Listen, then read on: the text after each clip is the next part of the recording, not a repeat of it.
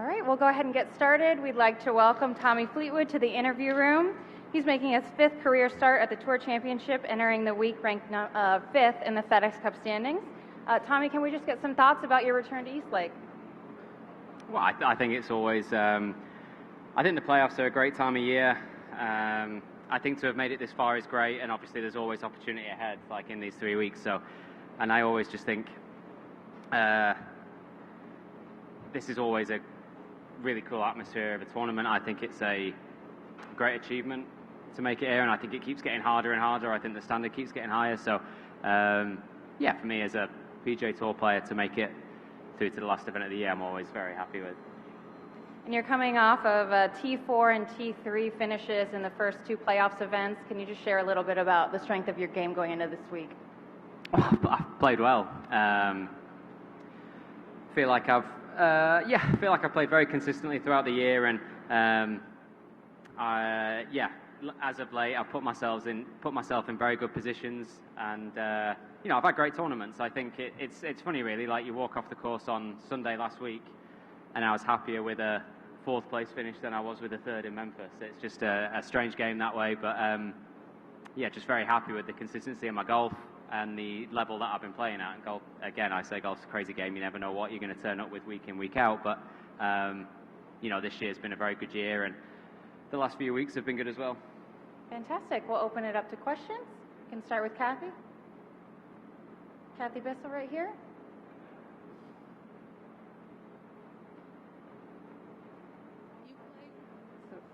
Make sure the microphone's on. Now it is. You've played many years on the European Tour and more recently here on the PGA Tour. Can you give us an idea of the change, or if there's a degree of difficulty one versus the other in terms of golf, and what kinds of adjustments you had to make when you came over here? I think there's definitely a different style of play, if you like. I think the European Tour, DP World Tour, when I sort of first turned pro and got my card, I think you played all over the world. But when I came on the PGA Tour, I think the firmness of the golf courses, thickness of Bermuda rough at times, there was definitely certain things that I had to learn. So I think it's a different style of golf, if you like, and I definitely had to learn some things around that.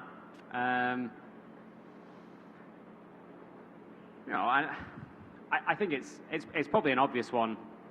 The majority of the best golfers in the world are playing on the PGA Tour right now, so there's always that element to it as well. But I think for me, my first years on tour, 2017, 2018,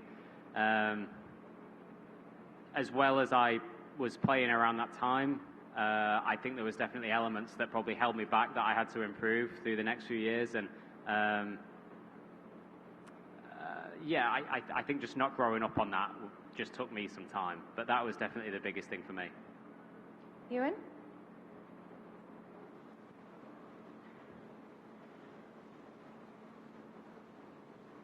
Tommy, what's the balance between being really proud of the consistency you've shown and you spoke about on the PGA Tour, and the fact you haven't got that win, and the fact that it gets mentioned, the likes of me questioning you about it? Is that a fine line mentally for you?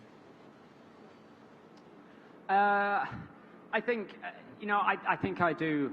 I work really hard on making sure that I make it all into a positive. Of course, I'm not going to feed you, lies and say, Memphis, I thought I did everything great, or Travelers, like I didn't do anything wrong. Of course, I got things wrong down the stretch, and it didn't happen for me. But you just learn from those experiences, and I think the overriding, I guess, emotions are a lot of positives. I would rather you be questioning me about not finishing tournaments off than not questioning me at all about anything. So I've obviously shown a lot of really good stuff, and put myself in great positions. And I've said every single time that I just want to put myself there again. I want to give myself another chance. I'll finish it off at some point. I'll get it right, and I'll get it right more than once. But being there is actually, you know, the hard part in a way. So I think that there's so many. I don't feel like I have to rattle off all the good stuff about the year. I just need to be aware of it, know that I'm doing the right things, and know that there's still things that I can get better. But you know, you use them both in a good way. I would use the disappointments as motivation, and I would use the good stuff as like confidence boosting for me.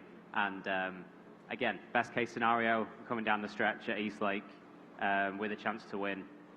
Whether I get it right or not, whether it happens or not, whether someone plays better or not, that's, you know, I'll talk about that at the time, but I would love to get there and give myself that chance again. You always seem completely on the level and calm. You never appear much different when we see you. Is there a moment where you break a club or kick a cat or smash a window or whatever you might do? Like, does that exist? No, not really. I think I get disappointed and I get angry, but you know, I don't think anything ever good has come from. I've thrown the odd club in the water or something like when I'm out there and maybe feel a bit better for a while, but I don't think, you know, I'm not that great at being angry. It just doesn't suit me. So like, I just kind of let it go. I work really hard on letting things go, moving on. Not that much great comes from like those moments of anger, if you like, or things like that. So, but like I say, I like anybody, I get disappointed, I get frustrated, I get angry. You know, I doubt myself. Of course I do. But it's all part of being a professional athlete and part of trying to, you know, chase your dreams and accomplish great things about unbelievable golfers. So I also enjoy working at that part as well. Go in the front with Dave. Yeah, Tommy, 2 questions, if I may, please. You come in here, as Laura said, ranked 5th in the FedEx Cup standings, but it really doesn't matter anymore. I mean, everybody's starting at 0. I didn't know if you liked that much better than the stagger start, and if maybe you didn't quite, what would you do with this event? I don't know. To the second question, I think it's really difficult, right? I guess the question is what is the FedEx Cup, or what are the FedEx Cup playoffs? And you know, I'm definitely not one to answer that. I just want to keep playing and competing. I think it's great being here, and I think I'm sure everybody aside from Scotty Scheffler loves the fact that we're all starting on a level playing field, and you know, you win this week and you're holding 2 trophies or whatever that is. I actually, in all honesty, I didn't know until today or yesterday obviously I knew it was a normal tournament, but I didn't know everything evolving around it, what the circumstances were, or what, I try not to get sort of carried away looking into those things. I think it's exciting. It's probably more exciting for the players to come here, everybody on a level playing field, knowing it's an unbelievable opportunity to have a great week, win the tournament, and obviously leave the year unbelievably happy. And I think staggered start, you know, for guys that are here, I think you would probably, you know, I'm thinking I made it last year. I don't know. I made it. I finished 6th in the BMW to make it here. Obviously, I'm starting at level par or something, or 1 under. Just trying to have a great week. Like you know that you also know, even though it was a staggered start, you also know that there's the background of the tournament where the scores do count for things like world ranking and things like that. So there's always that. The honest answer is, for me, I don't know. I love that I have a chance to win this week. What would you do different? I'm not so sure. Yeah, if I could follow up, please. You did talk about the best thing for this week would have a chance to win. Other than maybe a major, is this like the ultimate place to have your first win? That's a tough question. I think there's different tournaments have different meanings to you, right? You know, there's so many unbelievable tournaments. I'm not going to be picky about which one I choose to have as the first win. This one would be a good one. I think there's a bunch. I really, really do. Putting emphasis on one is like pretty hard, but I think this would be. I think it would be pretty funny if I won this week and then had the FedEx Cup as well. I think that would be funny, but no, I'm not going to be picky. Alistair? Quick question about the course. Have you played the back nine out there this Yeah. week? I believe the 15th hole has that longer tee box further around the lake. Could you just describe the difficulty now of the hole and maybe your mindset going into that one? Yeah, I played it today. I'm not sure if they'll put it off that back tee. I mean, they might. I hit 2 great shots today. Couldn't hit the green. So, I don't know. Maybe everybody else can, and it's me that's struggling. But I find that back tee. I think the greens, if the wind is in a particular direction, I think it's just a bit harsh that you're on a par 3 hitting a great shot and can't hit the green. So it'll be interesting, really. I just think it's a very tough hole. Of course, it is. It's a better hole with a short iron in your hand, in my opinion. But whatever they do, I'll stand up and try and hit a good shot. All right, we've got a few coming up. Keith, then Kathy, and then Scott.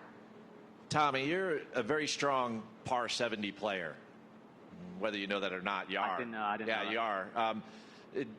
Maybe this question doesn't matter then, but does your mindset change at all when there's less par 5s? I mean, is there something about your practice habits that make you so... I mean, this is your 3rd week of a par 70 in a row, and there's a par 70 in about a month I'm sure you're interested in, so I'm just curious. I don't know. I probably wouldn't consider myself a birdie machine, so maybe if there's less chances of birdies, it helps me. I'm not sure. I think maybe, certain holes that are supposed to be a par 5 and they're a par 4 require a bit more patience or something like that. Different golf. I don't know. It's probably a nice thing to have that I'm good at a par 70. I'm really not sure. Don't know. Thanks for trying. Go ahead, Kathy. Do you get more nervous at things like last week or the Ryder Cup? Oh, the Ryder Cup. Okay. Yeah, the Ryder Cup, sure. Go ahead, Scott. All right. Tommy, the schedule was announced today for next year, and they've added a 9th signature event, which means from April to August, or to July, there's 5 signature events and 4 major championships. While the positives are obvious in having another big event to play for, are there negatives in having so many big events packed into that part of the schedule right before the playoffs? I think you can... You can obviously pick apart anything in any way you want, and I think, the schedule will be condensed. I think the schedule is condensed this year, but that's, what we've got put in front of us, and I think, we all have an option to play or not play whatever we want, so you can schedule it however you want. If you want to play all of them, what an amazing stretch of opportunities for you in terms of big events. Great thing about golf is all of those weeks can completely change a year and change careers. So it'll be tough and it'll be busy. I think but again, we all have the option of scheduling it however we want in terms of what we play, what we don't play, how we feel like our bodies will cope with it, how we feel like we'll mentally cope with it. But for us that have the opportunity to play in those signature events and the majors, I just think I would much rather go into it with the mindset of huge events, great opportunities, try and do everything I possibly can to play well and see where we're at. Anything else, Doug? Go ahead. 2 things, Tommy. Just on that note, it's going to go Masters, Hilton Head, New Orleans, and then Doral signature event, Quail Hollow, and PGA Championship. Do you see yourself playing all 5 of those? Well, I don't know. You've got to let me think about it first. Don't go look at it. Take your time. I mean, probably, and be a great time to be playing well, wouldn't it? It'd be a great time to come into form. I think, I mean, it's likely, yeah. I think be really good. Obviously, you know, for me, somebody who doesn't live in America, I have to look at that sort of differently as well. To a lot of people, I've got to look at ways of getting home and being with family and things like that, and how that works out best. But obviously, when you rattle it off like that, my first instinct would be to play everything and go, yeah. And secondly, as long as you've been here, observing the sports culture, do you have any sense why it's taken America, I'm not talking about players or even us, but taken America so long to accept that Europe is actually better than the U.S. at the Ryder Cup? Well, we have a better record recently, that's for sure. But you know, I guess none of that actually matters in a month's time. So I think our focus will be to try and continue that streak and try and see if we can win an away Ryder Cup. But I think, you know, it's nice to hear something like that from a European team's perspective, and yeah, we'll just try and continue that going forward. We'll go to Bob. Recognizing that you haven't had a whole lot of time to think about this schedule stuff, and you're on the inside, obviously, being in the signature events, but it's one less regular event now for the guys who are not, and one more already for the guys who are. Do you see any, I don't know, potential issues with that? Again, it's a tough one to answer. I think I am in the obviously beautiful position of being able to play everything that I want to, and I'm always very aware of you know, feeling lucky that I have those opportunities, and definitely there'll be plenty of players that don't. It's a tough one. I think I'm sure the people that are in charge of the scheduling and how it works will address that. I'm sure they've thought about that. What they do after that, I don't know, but obviously, as one of the lucky people, or the guys that have had the opportunity in these events and played well this year and have a full schedule to look forward to next year, I, you know, just feel very lucky that I get to play them all. Just one more thing on schedule, which is after this, are you planning on playing anything other than Wentworth before the Ryder Cup, or? No, Wentworth will be my only one, so I think there's 2 weeks between this and Wentworth, so I'll be flying back to Dubai and putting the little one in school and doing some normal things for a couple of weeks and getting ready for the next stretch. Thank you. Yeah. All right, final 2 questions over here. We'll start and then go to Dan. Hey, Tommy. On the subject of the Ryder Cup, if a great captain is someone who's good at, adept at reading people and their personalities in service of drawing good performances out of their players, can you tell us about a time where a captain read something about you personally that helped you play better golf? I think, yeah, I think the Ryder Cups that I have played, I would say I know no different, but I've been very fortunate with Thomas, Padraig, and Luke in terms of them knowing me very well, being very close to me. I think, yeah, the job of the captain, I guess, is to give us the best platform for us to play, like with confidence and with freedom. And I think I've been lucky in the captains that I've had good great relationships with them before any of their captaincies have come along, and they've sort of understood me as a person. Like I said in the last Ryder Cup, I didn't particularly want to go out number 11 in a way. Like, it was just late on, we were ahead, and I just didn't feel like that was a spot that I wanted to be in. But Luke obviously told me, he actually told me afterwards why he wanted me there, and that it was a great thing, and giving me, and in the end I was very grateful for that opportunity. But I think just been lucky with the guys that know me very well and know how to read me and know how to get the most out of me. All right, Dan, bring us home. There's been so much speculation about whether Keegan Bradley is going to be a playing captain at the Ryder Cup. Are you guys on your side? Are you guys as interested to see what he does as we are?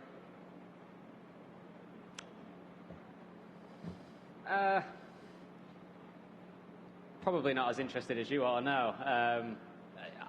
I'm not interested. Obviously, it's the Ryder Cup coming up, and I think it's a big story. But you know, he's obviously got a lot on his hands right now. He's got big decisions to make, and I think whatever Keegan and the US team decide to do is not something that is at all in our control, or something that we'll sort of be thinking too much about. I think focus on our team.